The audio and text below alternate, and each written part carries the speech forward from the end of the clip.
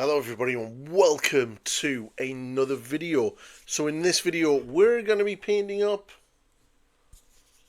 some Helsmith of Hashut models. Got my hands on some of the new stuff, figured I might as well do a painting tutorial. But if you are new to my channel, please hit that subscribe button, like, share and comment and all of that good stuff, and basically help the channel grow. All the interactions are always really good. But anyway, let's jump into the video.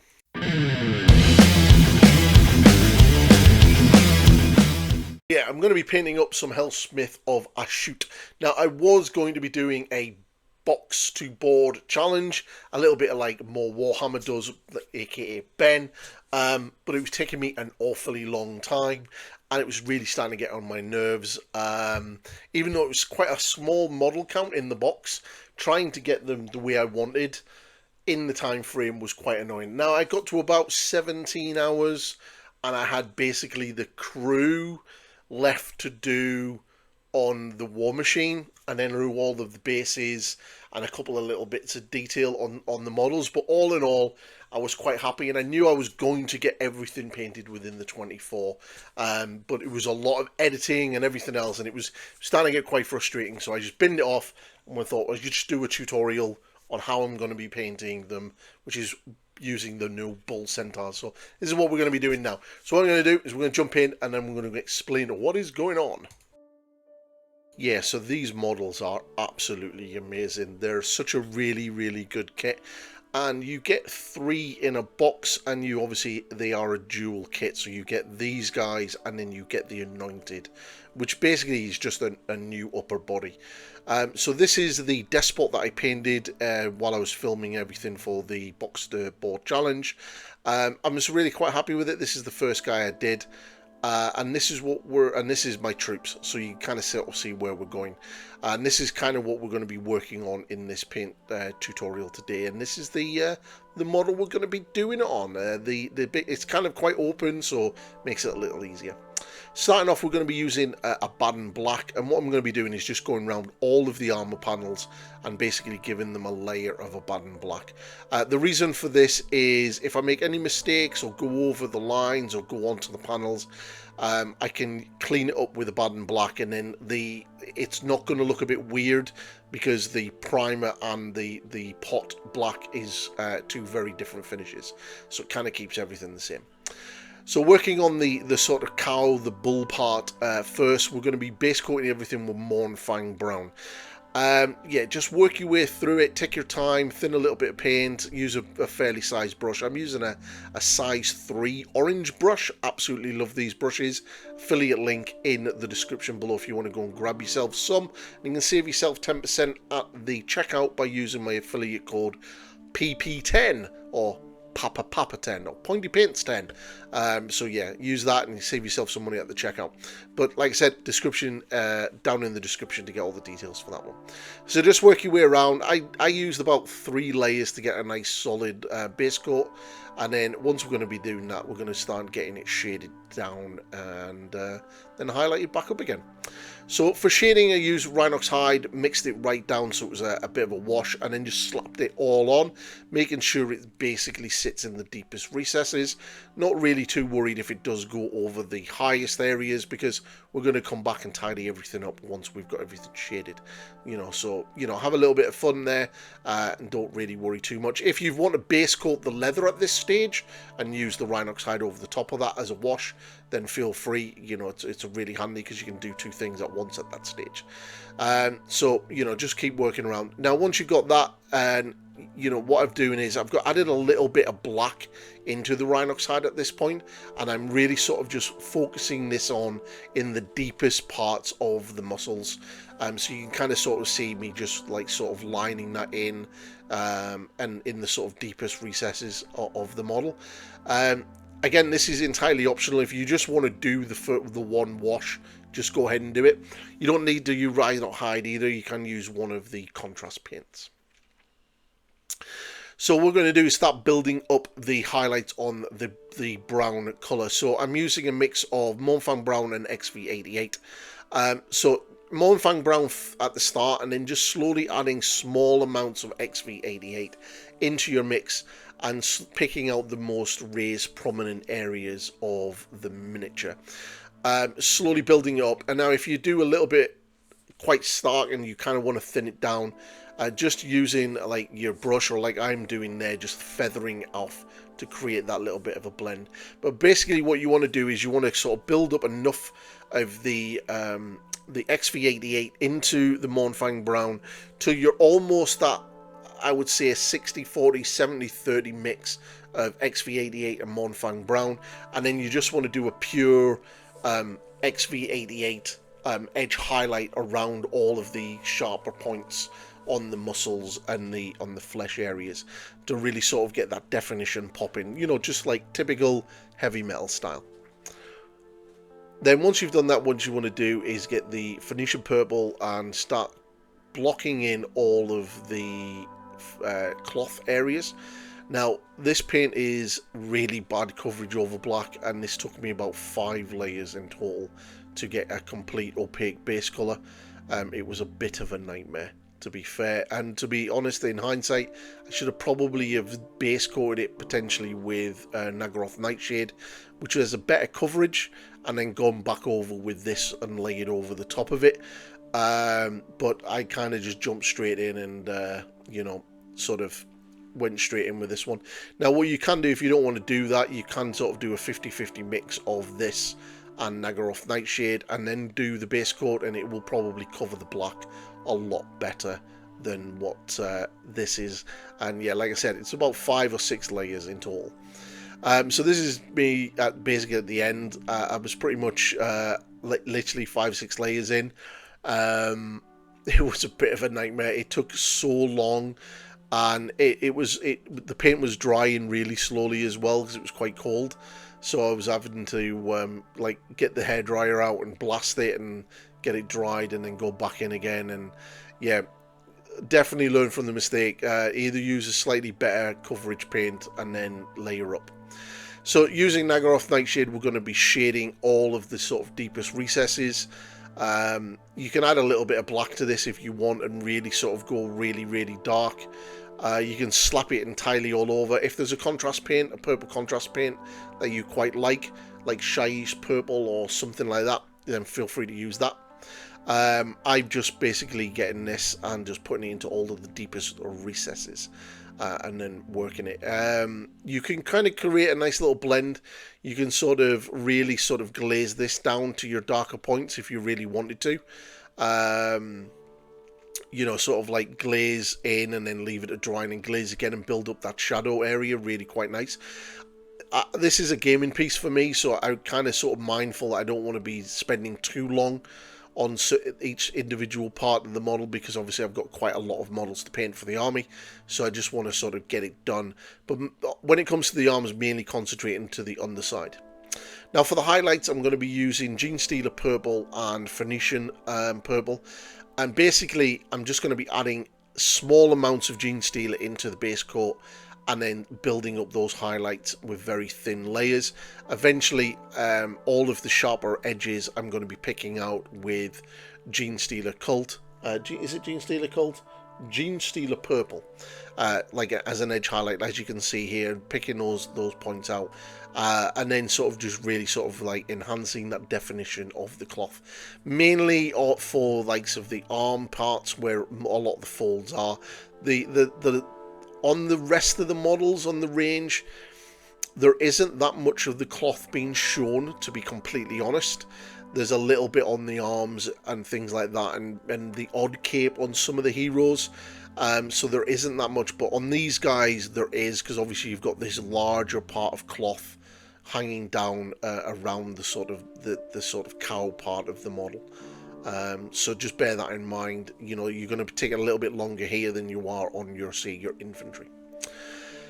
Then to finish off, we're going to use the Coffini or Coffei, Corpheus, basically Cacophony or however you pronounce it, purple, and basically this is just a simple edge highlight, picking out the most raised prominent points of the cloth and make it really pop. Again, if you do this too much, you can just cut back in with the previous layer and just tidy it up a little bit if you want, but just thin it down and make sure you're using a decent brush with a decent point. The brush I'm using here is a size 1, again from the orange brush, which are fantastic, and this is turning into be one of my favorite brushes. The size 1, I use it a lot. Size 1, size 2 and size 3 are the 3 main brushes that I use from the range. The 0 and the 00 I don't use as much because the point on these brushes is so damn good. Very, very good brushes. Highly recommend. Now, once that's done, we're going to be starting on the yellow. Now, we're learning from the mistakes of the purple. I've done a 50-50 mix of Avalanche Sunset and Uriel Yellow, and I'm just going around and base coating all of the yellow areas, which is basically the belt. Now, I will say that this took about 3 layers to get a nice opaque finish, so just bear that in mind. Now, you could speed this up again by literally doing Avalanche Sunset and then putting the Uriel Yellow over the top, or that mix over the top, or you could even just do it white and then use contrast paint if you really want to. But, you know, lots of thin layers, about 3, give you a nice finish. And then once we're going to be doing that, we're going to be starting to shade it, and then we're going to get into the highlighting. This colour scheme basically for the army is basically black, purple and yellow. With a little bit of brass. Super simple, super quick. And it looks quite good on the table once it's fully done. So, for the shadows, I'm going to get Scrag Brown and basically add a little bit of Scrag Brown into my base colour mix. And it's just a little bit at a time, and then basically thin it right down so it's like a wash consistency, and then just drop that into the deepest recesses. Don't worry about being neat, just slap it in there. Obviously, the darker you go, the more precise you want to be. So at the start, you can slap it all over, and then by the time you get into pure Scrag Brown, you want to be really sort of precise on where you're putting the brush and where you're putting that shade. And then just keep working through it.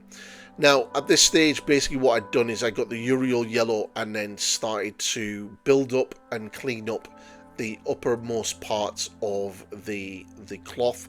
Now, obviously, Uriel Yellow is a lot brighter than the base coat, so I just basically jumped straight on and kind of kept this to the most raised, prominent areas. Now, you can do sort of mix this into your base coat and then sort of blend that up if you really want to. But again, this is a gaming army, so I've been mindful of not going too crazy with the transitions and just allowing the yellow and the sort of shaded areas to do its thing.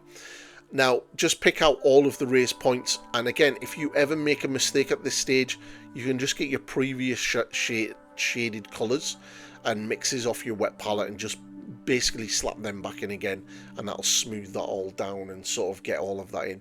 But you can kind of see me sort of feathering that colour out. Now, once this is done, we're going to be going into some Flash Gitch Yellow, and then with the Flash Gitch Yellow, we're going to be picking out the raised prominent points. So the edge highlights, the folds at the top, the folds down the middle. Basically, you want to be starting the sort of edge highlighting all of the sort of belt area. On the smaller models, the infantry models, this isn't as prominent as it is on these guys. So it is super quick. But, you know, this is kind of your spot colour. This is what's going to make people sort of stop and look, because the black and the yellow is really quite striking, and that little purple hint across the model is a nice little sort of like, you know, complementary colour as well, so it'll look really good.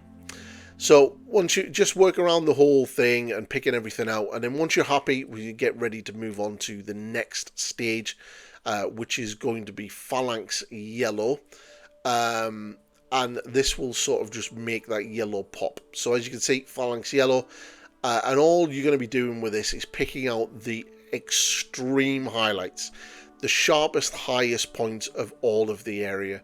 Just pick all of that out and you will get a really nice yellow. Again, if you make any mistakes, just go back in with the previous colour, and if you want to push it a little bit brighter than the Phalanx Yellow, You can either use Dawn Yellow or Ice Yellow, or just add a little bit of white into the Phalanx Yellow, and then sort of just do that, which I kind of did, but I didn't record myself doing it. But I only really sort of put those spot highlights. Now for the brass, it's basically Balthazar Gold or Balthazar Bronze. And all I do is literally just pick out all of those areas with that colour, let it dry, and then give it a brown wash. And that is it for that. I'm not really going to go crazy with the bronze. I'm not going to highlight it or anything like that. I don't need to. I'm just going to allow it to do its thing. So just work your way around. In some parts you might need more than one layer. If you do, don't worry, just go back and relayer it. And if you make any mistakes, again, don't worry about it. We haven't done the black yet, so you can go back in with some Abaddon black and just tidy up those areas if you do. If you are painting anywhere near the cloth that you've already done at this stage, just be a little bit careful with it, because obviously, you know, you have highlighted it and shaded it, so just be a little bit careful. And if you are a little bit not confident in doing it, then just come back and do that separately. Now for the first highlight on the black, we're going to be using Incubi Darkness, and this is basically a chunky edge highlight all around the black areas. Obviously I tidied up the black with black before doing this, but just go around all of the edges, and a big chunky fat edge highlight. What I like to do is just a thin edge highlight and then do another one slightly to the left or right, just to thicken that line up, because we are going to be putting the other highlights inside this one. It's classic heavy metal style. This is how I like to do my edge highlights, and it's how I generally paint black. This is my go-to recipe for any black armor that I would like to do. So yeah, it's super easy, and just basically just work around the model. Again, if you make any mistakes at any point, just get Abaddon black and then cut back into it and bring that line down to the size that you need. And yeah, it's super forgiving. Now once that is done, we're going to be moving on to the first real highlight of it, which is the Dark Reaper. And you want to be taking your time on this, and you basically want to put the Dark Reaper inside the Incubi Darkness. You kind of want to sort of layer the highlights on top of one another. This can be quite hard when you're first trying to do it, but do not worry. You know, a little bit of practice makes perfect, and the more you do it, the better you'll get at it. And just work your way around the model, and just be open to using the tip of your brush if you can, or using the side of your brush, which you're going to see me do in a second. And I sort of pull the brush down the side, just like I'm doing there, and using the sort of side of the brush to do the highlight for me, and it kind of does all the hard work and heavy lifting, which is great. So once you've done with that, we're going to be going on to the big highlight, which is Thunderhawk Blue. And again, we are going to be doing the smoothest, thinnest line as we possibly can inside the highlights we've already done. Yeah, like when you first sort of do it, you might find that the lines are so close together that you're not really seeing it. So if you are doing that, just remember that you sort of keep each stage slightly thicker than you normally would if you are finding it a little bit easier like that. Magnifying glasses definitely help. I'm wearing my magnifying glasses while I'm painting this, and I'm just being sort of really careful of where I'm doing the line. And if I make a mistake, super easy, just slap black over the top of it and then start again. And then to finish off the black armor, we're going to just get Fenrisian Grey, and all we're going to be doing this is putting this onto the more extreme edges, the more prominent corners of the black, and really make that pop and stand out. If you really want to go to that next level, you can use something like Blue Horror and put like little spot highlights on those sort of prominent points and angled and little bumps and things, and really make them stand out. But again, this is a gaming army, let's not go mental, and let's keep it within the time frame that we need. For the silver, just like the bronze, basically base coat everything the silver. Used at least 2 layers, I believe I used on this. GW metallics are okay. I would love to find a metallic that is really, really good and goes over black in one coat. But allow this to dry. Don't do what I did and not allow it to dry and then slap the wash onto it. I might do a separate video on my wash because it's a wash that I make myself, and I just call it my armor wash, and it's basically 3 pots of paint in a very large pot. But I may do a video separately on it. So yeah, just pick out all of the silvers and then you're done. Now, for the skin, I wanted a sort of pallid skin, quite a sort of unhealthy looking sort of skin colour. So I'm using Rakhar flesh and I'm just base coating it. Now for this guy, it's basically his head. You know, there isn't that much of the rest of his skin on show. He's wearing armoured gloves and stuff, and both of them are the same. Now, if you are using the Anointed, you're going to have a lot more skin to cover. So the first shadow we're going to be using is very much watered down Baneblade Brown, and you want to slap that all over it, making sure it goes into the deepest recesses. For the Anointed, you're going to really sort of have a lot more skin to paint, so you know, you might have to do a little bit of glazing and feathering and layering up on that. And then next we're going to use Gorthor Brown and thin down again into like a wash, but we're going to be putting this into the deepest recesses. We're going to be a little bit precise with this. As you can see, I'm kind of focusing on the areas that I need rather than just slapping it on like I did with the previous colour. So just bear that in mind. And we have got one more layer of shading to do before we start building it up.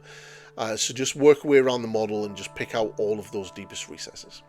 And then finally adding a little bit of Dryad bark to your previous wash, which is the Gorthor Brown.